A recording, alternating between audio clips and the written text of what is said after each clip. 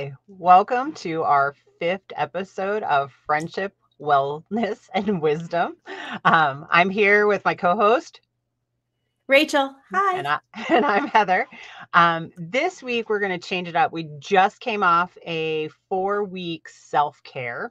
So we talked about self-care, what it was and wasn't to us. We talked about our basic self-care, our basic needs, primal needs of self-care.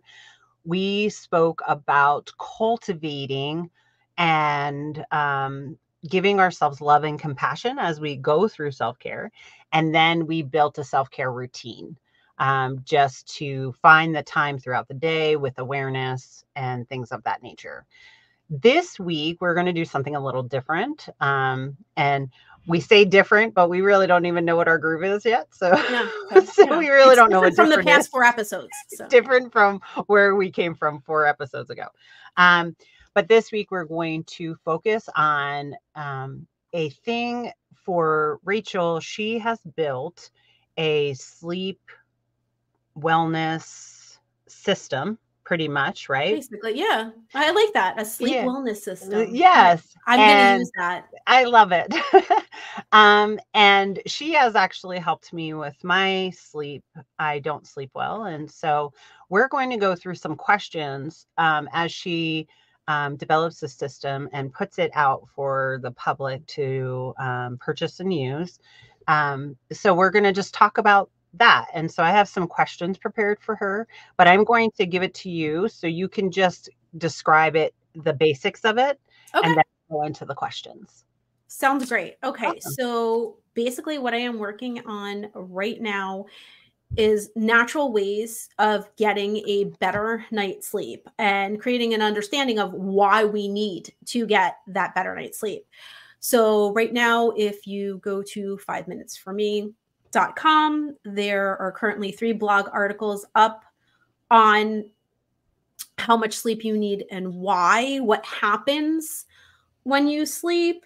And I can't even remember what the third one is. I have 11 articles in total. I am working on putting up the blog posts. They'll go up weekly on the website. And then I'm utilizing those to create courses. First course will be exercise for better sleep. So we'll be working on exercises that you can do before bed to help you get a good night's sleep, and what types of exercises you should be doing in the evening to help facilitate that sleep.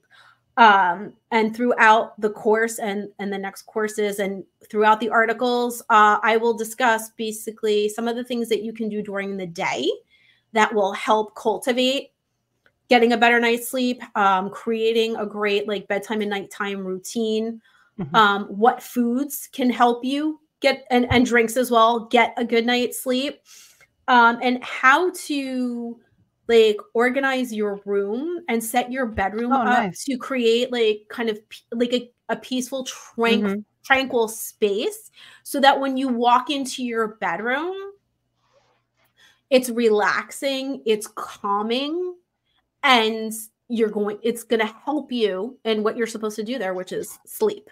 Nice. So that's what to look forward to. So there will be a series of blog posts. Eventually, when I get my new website up and running, there will be a course on exercises for better sleep. And then again, beyond that, like all kinds of things that you can do throughout your day to help you get a good night's sleep. So, wonderful. So, how did you come about this journey that you were on? I mean, you've cultivated this. I mean, it seems like it's been a lifetime for you, right? It's been a long time. Yeah. Yeah. So what made you come across this journey for cultivating a better night's sleep? So not sleeping basically is what did that for me. I was struggling to sleep. And I was always someone that slept very well. Like I had no problem. My head would hit the pillow. I would sleep. I would wake up the next morning, and she did not like to be woken up. I'm throwing that in there because I know. Never. It's like waking the sleeping dragon. Just don't do it. Don't do it. Well, the thing is too, though, with that, I never really I was never one to sleep in. Like I was never one to like really nap. So I got my sleep like from I went to bed Mhm. and I woke up. I mean, I've always been one to wake up pretty early. I mean, depending in relation on what my day was like. So Right. I've had different schedules or whatever. But I was never really one to like to stay up late if I wasn't out doing something. Like, so if I Right. was home, I was going to go to bed earlier. And then I always woke up right around the same time, regardless. But I never really slept in or napped or anything like that unless I wasn't feeling well. And sleep Mhm. was just an easy thing for me. Like it just was very natural. Like I was tired, I went to sleep. I woke up. And as I got older, that really changed for me. When I had kids, there was no sleeping through the night for a while. My first child was very easy and I got right back into a normal night's sleep. And my second child, I don't think like from the time I was pregnant until the time she was like maybe two, 2.5, I think Mhm. I went a good 3 years without just like sleeping through the night at all Wow. because of that. Cause she was a terrible sleeper and she Mhm. still like it took her into her teen years to be able to get a good night's sleep. And then I got diagnosed with fibromyalgia. And one of the effects of that is just not being able to sleep. And I went through like years and years and years of waking up in the middle of the night, um, just either just waking up randomly for no reason, or I would wake up with a headache. I'd wake up in pain, and I couldn't sleep, and Mhm. I didn't want to take heavy meds, like because that's all Right. anyone ever wants to give you is medication. Mhm. I wanted to find out why I wasn't sleeping, number Right. one, and I wanted to find natural and healthy ways Mhm. to help myself sleep Right. because as I went through everything for like my pain, my headaches, my whatever, no one had an answer for me. No one knew why like any of this was happening to me, and all they wanted to do was like give me medicine. Right. I get a few other suggestions here or there, like things that might help, like, drink more water or, Mhm. um, but the sleep route of it, there really wasn't too many answers. So I went kind of looking on my own, and I feel like the first place I went to was to learn how to relax a little bit more. And I found different types of meditation for that. And then, like some relaxing exercise practices. Right. So when you found out that you had fibromyalgia, were Mhm. you were already not on a good sleep pattern? Like it was like By that. the time yes, by the time that I found out about that, I had been struggling with sleep, like, on and off for years, and luckily for me, I would go through, like, these long periods of not being able to sleep, and then, by, like, the grace of God, like, I'd get, like, some time where I would get some good sleep Mhm. before the pattern would kick in again. Right.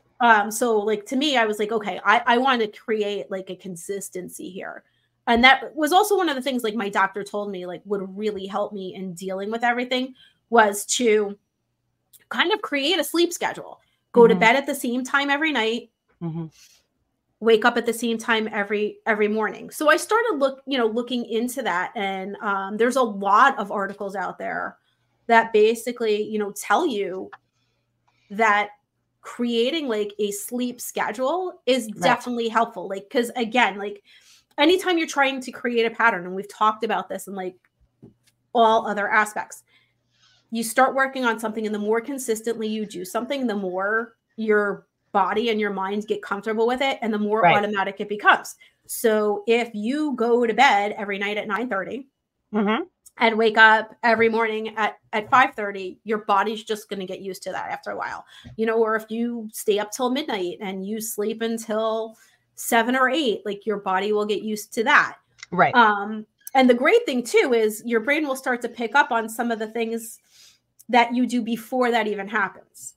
Okay. So when you want to cultivate a routine, so you start, say, you want to be asleep or start going to sleep by 10. So maybe at 9:30, you get up.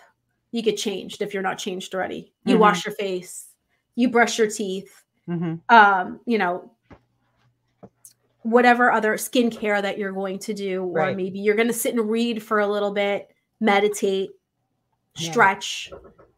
So now you're sending these signals to your brain like, okay, we know what happens here. We do all these things. And at the end of this, there's sleep. It's like muscle So memory. yeah. And that's, you're setting yourself up for that. Excuse me. 1 second. Perfect. Oh, you're fine.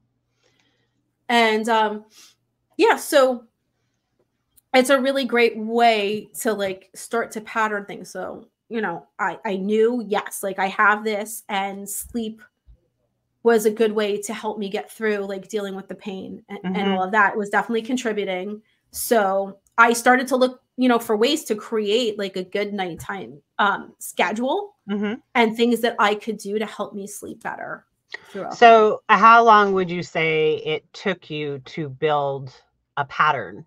How long, like, when did you realize, oh my God, I actually cultivated something and I slept through the night? I think it took me a couple of months because I just I had to create a way to get myself calm and to do the research, because another issue, once, and if anyone struggled with sleep and getting enough sleep, it can leave you very anxious and it can leave you very unfocused. Right. So it's very difficult then to pin yourself down when you're tired, you're trying to get through your day, and now you're trying to like find information and create something. So it took me a while. Like it took some months to like find what I needed to do and then to implement it. And then on top of that, like some things I would find would help a bit, but it wasn't really enough. So I needed to go a little farther, a little deeper. I needed to look for some, you know, some other things, some other habits, things to do different points of the day. So can I ask? Yeah, can I ask a question? Sure. Have you ever so you cultivated this, right?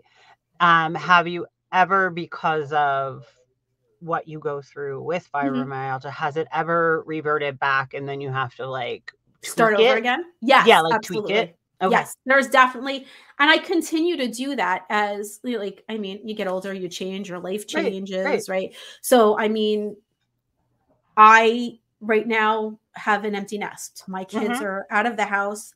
That has kind of changed my schedule and my pattern. I'm not picking anyone up, driving anyone anywhere. There's no longer like kids coming in and out of my house like later in the evening. Yeah.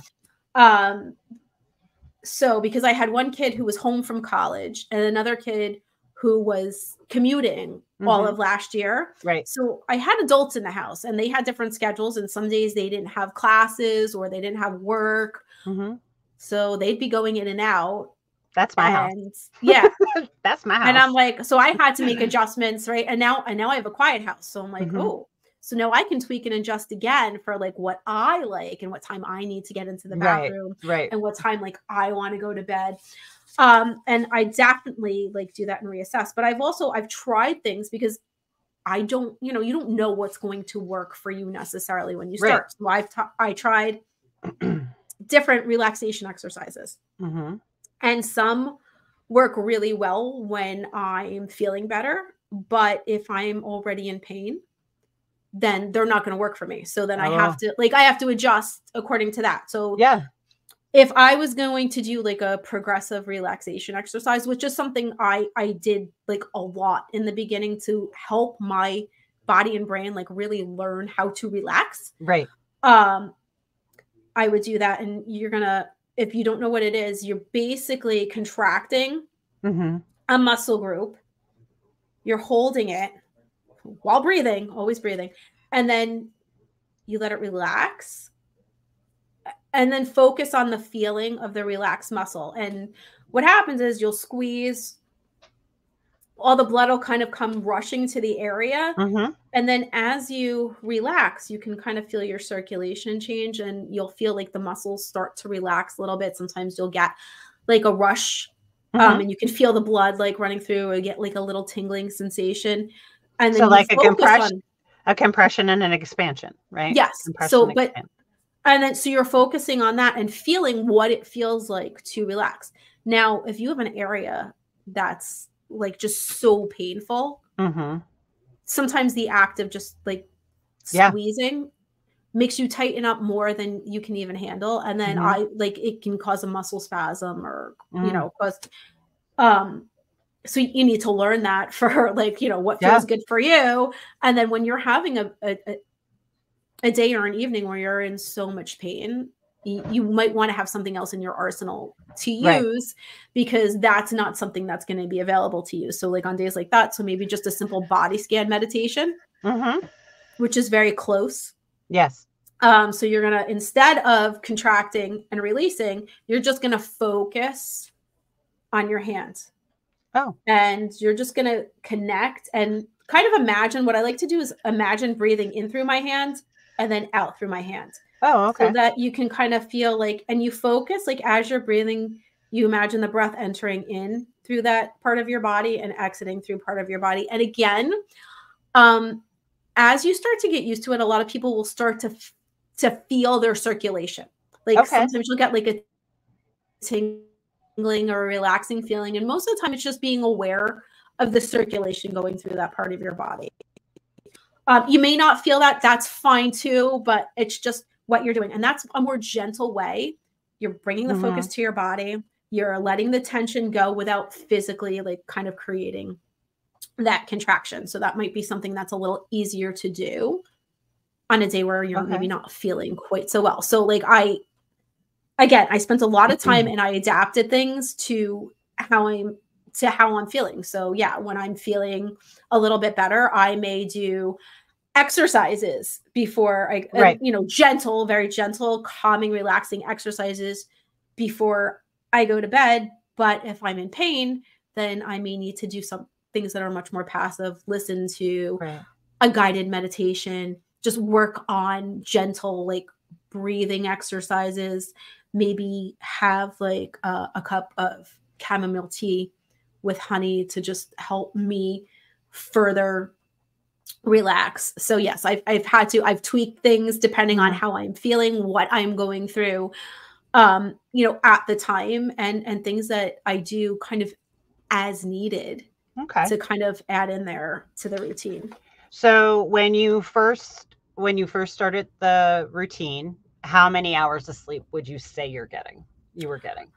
I probably was only getting about 4 to maybe 5 hours of sleep a night. And it wasn't it was never in a row. So I could maybe go to bed at like 9:30, 10 o'clock at night and wake up at 6:30 in the morning, but only really have gotten 4 hours of very interrupted sleep. So I might fall asleep at like 10 o'clock at night and sleep until midnight. And then wake up 3 to 4 times from midnight till 2. Oh, okay. Fall asleep again. It wasn't consistent sleep. And then I wouldn't even be all the way awake either. I would be laying there aware that I wasn't fully sleeping, but I didn't have the energy to get up and do anything. And that's, I've done some reading too. And I've read some things that were like, oh, well, if you wake up in the middle of the night, you could get up and do something. That wasn't possible. I didn't have I couldn't get up. Like I was so tired. So I would just lay there. So how many hours, so in all your research, how many hours of sleep does an adult need? Like what should be the range that people are targeting for? So typically most adults need about 7 to 9 hours of sleep a night. It does vary from person to person. Some people may only need 6 hours. Some people may need as many as 10. And again, that can also vary depending on how you're feeling. Like obviously, if you're ill and you normally get 7 hours of sleep and you've got a virus, well, you might need, you might need 10 hours of sleep that day. You might need 12. Right. Because you're not feeling well. So, but typically most adults should aim for 7 to 9 hours a night. Like as as an end goal. Right. If you're only getting 5 hours of sleep a night or 4 hours of sleep a night, maybe look to add on like an hour at a time as you can comfortably build so that you can get used to that. Right. Because you don't want to, like, if your body's used to functioning on less, yes, it may actually have a negative effect if you keep yourself in bed for too long. You may wake up with a headache or feeling like agitated or irritated. So you want to kind of go slowly and work on like easing yourself into. Yeah. I Maybe going to remember bed a little earlier. when we were in one of our episodes, we had talked about, I ran on a 4-hour sleep pattern from when my kids were little, working 2 jobs and going to college. And I continued that 4-hour sleep pattern. And then you and I started working together, and I started getting more sleep, and I was non-functional, like non-functional. And it was really disturbing to me because I was like, I'm a production person. Like that's what I do. I produce, right? And so it was just a very struggle time for me. And I was like, what is wrong with me? I'm getting more sleep than ever and I can't function. And then we had the conversation. It's like, you got to ease there, right? You got to get the body used to being in the slumber. Absolutely. So does it differ if you take naps during the day? So again, this is going to vary from person to person. And I would think so. So if you normally get, X amount of sleep and go to bed at like, 9:30 at night, like, especially depending on what time you take a nap. So if you take like a quick cat nap at like 10 in the morning after you've been up since like 5 a.m., and then you still try to go to bed at 9:30 at night, it might not change anything, right? Because it's just, but like if you're falling asleep at like 4:30 in the afternoon, and you sleep for 2 hours, then it could affect like how much sleep you're going to get that night. And typically you're probably going to want to go to sleep a little bit later. But if you're trying to create a pattern, that's not something I suggest. But of course, with that, there's exceptions to every rule. If you're not feeling well, or maybe, what if your pattern has a nap in it?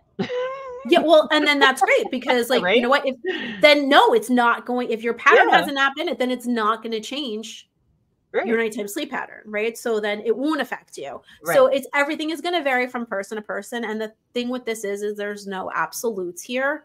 You basically need to try things. You need to see what works for you, what makes you feel the best. Right. And then adapt and change from there. Like there's no, it's never one size fits all, not even for every person, because as your life changes, as your schedule changes, then the amount of sleep that you're going to need will change. And again, just, how healthy you're feeling. There's so many variables. So you want to find like kind of a loose pattern and stick within that. Because you want to be able to be flexible enough to like, go step outside your box in your normal routine. So the thing that you're building, the thing that's going to be accessible is something like a toolbox, right? Like you're going to be giving people a toolbox of different tips and tricks. Hello. I got it. Tips and tricks they will need or can do to figure out what their routine should be or could be. Absolutely. So they're suggestions. Suggestions on basically how to run your day, like maybe, what to eat and what not to eat, like before sleep. Obviously, like some people say, oh, I can have coffee right before bed and it doesn't keep me from falling asleep. Well, that's great. Coffee doesn't keep me from falling asleep either, but it will also wake me up at 2:00 in the morning. Right. Same thing with alcohol. Oh, I have a glass of wine before bed to relax me. And that helps me go to sleep. Great. And that actually may work for some people and you may sleep like a baby through the night. And if that works for you, I'm not one to judge. I always laugh at people say sleeping like a baby because babies are up every 2 hours. Well, I mean, yeah, so there is that. Anyway, back to the wine. Before I lose my train of thought. Sorry. So you have the glass of wine, it relaxes you, you go to bed. And again, with that, now your body needs to break down this alcohol and process it, just like you even would with food. So now your body's working. It's trying to process something and it wants to like kind of filter this out of your system. So it may cause you to wake up in the middle of the night because your body is trying to process this and let it go. Same thing with food. If you eat 10, 12 o'clock, at night and then go to bed, you're digesting. So your body has to go through all these processes. It may cause heartburn. It may cause you to wake. Yeah, acid reflux, and it may cause you to like wake up again in the middle of the night. So there are certain timings that I actually have in my second article. It's like when to stop blank before bed. So it talks about the best times to, and again, you're going to adjust these to you and see what works for you, to stop eating, to stop consuming caffeine or alcohol before going to bed, and even when to stop exercising or like activities that cause you to like exert a lot of energy. Right. So, and it talks about, like how much time typically to have to wind down to get ready for bed. Okay. And so I keep looking, I'm not looking away. I keep looking at notes that I took. So no, I know I have notes too, which I keep glancing at. I was super blessed to have I was super blessed to get all the information that you are building this course. And so it's a lot of information. It's a lot of really, really good information. And so I had tried to prepare myself just for this episode. And then what have you found that are the absolute worst things to eat? So we talked about your mom says you shouldn't eat right before you go to bed, right? Yeah, absolutely. Right. But they used to like say, oh, you'll have nightmares. Right. Well, yeah. Not so much nightmares, maybe some heartburn, some indigestion. Right. Or again, so you want to stay away from things that are going to cause you to kind of be up and like awake. And so, I mean, caffeine, you want to avoid caffeine, and you want to keep that to the earlier part of your day. Not necessarily so that you can fall asleep, but you can stay asleep and sleep through the night. So you want to like, cut your caffeine off earlier in the day. Alcohol, which is funny, right? Because most people, if they're going to drink in the evening. You're not going to want to do that right before bedtime either. My suggestion. And we are not suggesting day drinking. We're not suggesting that. No. I mean, but if you want to, I mean, who am I to judge, right? I mean, as long as you're not going to drive, No, but a glass of wine with dinner to relax, or even right after dinner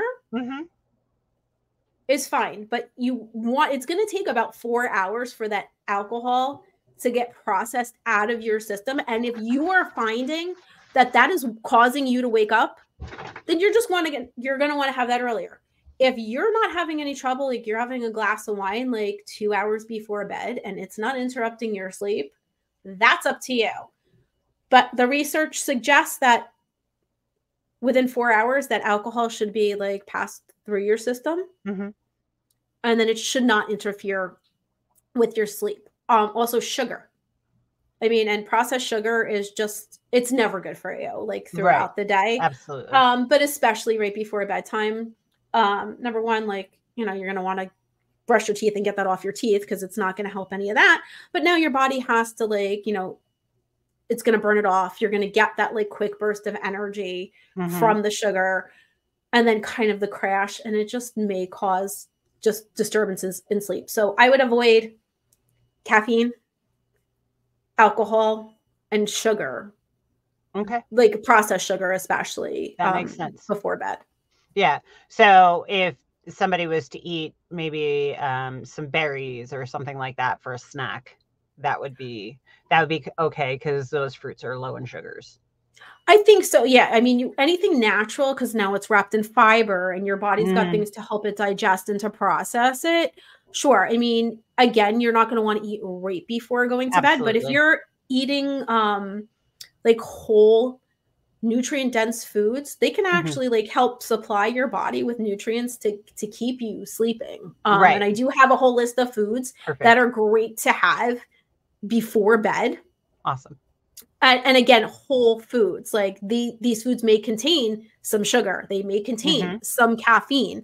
Nothing in the foods Yeah. has alcohol, but because they're in their whole form, they have other nutrients within them that your body's going to utilize, and it's going to cause your body to process it differently. Right. So again, look out for that blog Yes. post. It'll be coming up like within the next few weeks to a month, and it'll basically be foods that are great to help you to sustain a good night's sleep.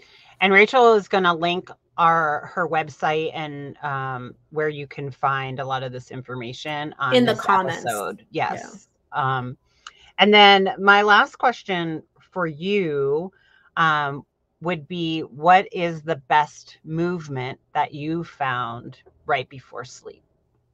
So before sleep, and it really it varies depending on how I'm feeling from night's night. Anything relaxing and gentle. So anything from just gentle stretches to yoga if you have a regular yoga practice, like a tai chi, qigong, like Hmm. even some very gentle like flowing like Pilates moves. Like we're Hmm. not doing hardcore like Right. core moves.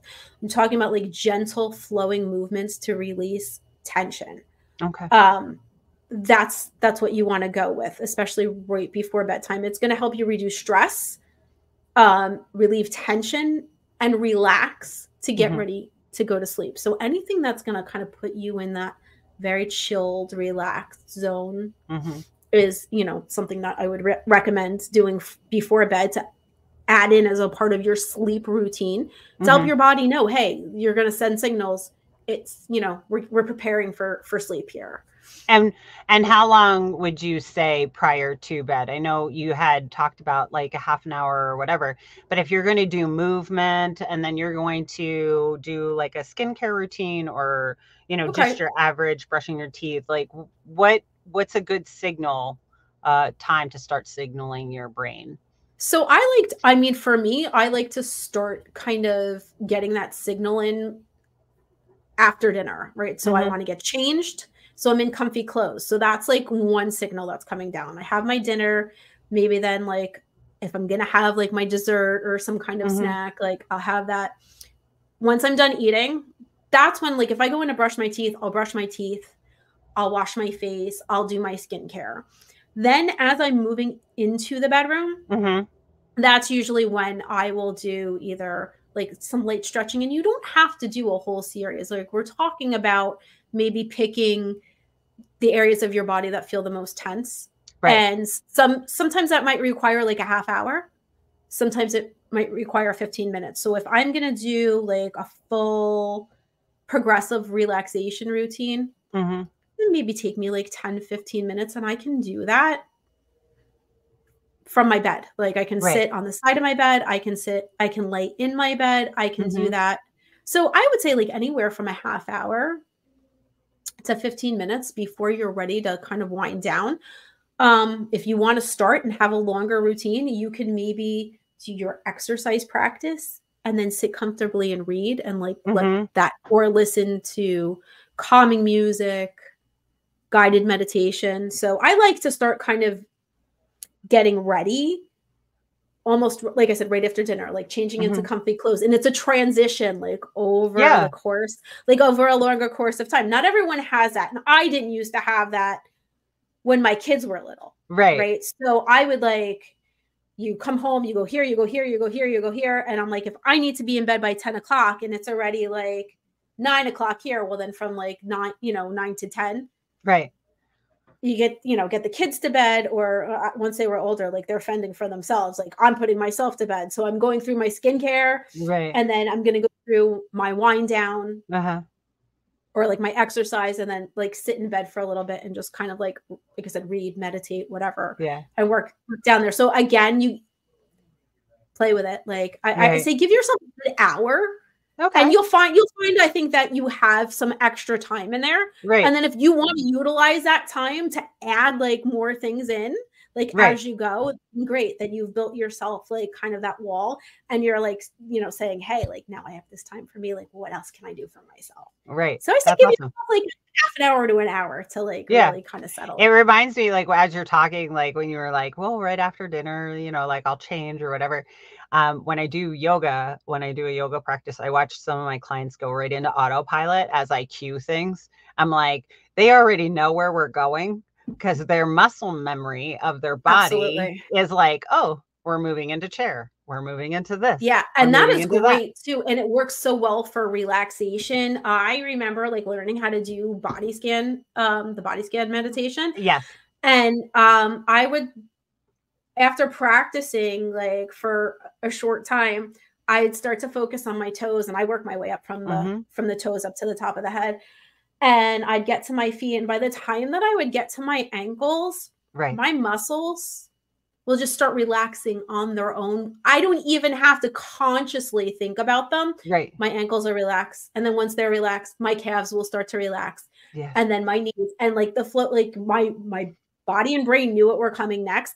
And my muscles would just relax on their Yes. own, all the way up to the top of my head with very little conscious effort That's from me, awesome. which That's is great.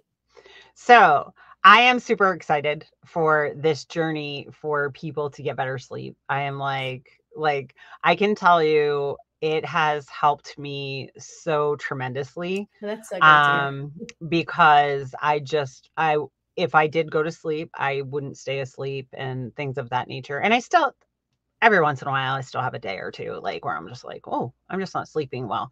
But allergies and weather and all that stuff play into that. But Of I'm course. super excited for your journey in this as well, because this is a new venture for you, right? Yeah, absolutely. You are now, moving into, I mean, you're a trainer, you're a physical trainer, and things like that, but you're moving into this educational piece. And that is so super exciting. Like, I am totally Yeah. jazzed for you because I know that you've been doing all this work for so long. And so, like, I'm just beaming. I'm like, yes, this is Yay. happening. So we will link everything at the bottom of the episode for you to easily access the things that Rachel is doing because she's on fire. And she's doing some I just gotta amazing. get my tech skills up now. I'm like, I Yeah. literally just have to get the technology to get everything out to you. So Yes. And I think, I just think it's going to be so beautiful for people to find things that you've done all the research. Like you've done all this research and it's like a one-stop shop. And that's beautiful. So we will tuck that in the comments at the bottom of this episode, and we will have we don't really have a series set up for our next episodes coming, but we're working on it and we're collaborating, and this is very exciting. Our journey has been pretty cool. Pretty yeah, cool. we're happy Um, to have you all along yes, for this yes. journey with us because who knows what we're gonna do next. The one thing I would like to invite people to do before we close out this episode is if there are things that you're interested in, drop them in the comments. Yes, please. We And really want to hear what you're interested in hearing yes, about. yes. I'm more woo woo, and Rachel's more technique and technical. So we're kind of like bookends to a bunch of knowledge. So yeah, drop it in the comments. We appreciate each and every one of you. Subscribe if you like it, so you get notified, Absolutely. Hit the right? bell. You gotta smash Yeah, that for yeah, notification so you can see when we drop a new episode. yes. And honestly, comment, please. Add comments. Let us know what you want to hear, what you like, Hmm. maybe what we can improve on very nicely. Gently comment. Be kind. All right. And We are on that, we will say goodbye. we will say goodbye. So have a wonderful week. We drop our episodes on Fridays. So until then, bye-bye.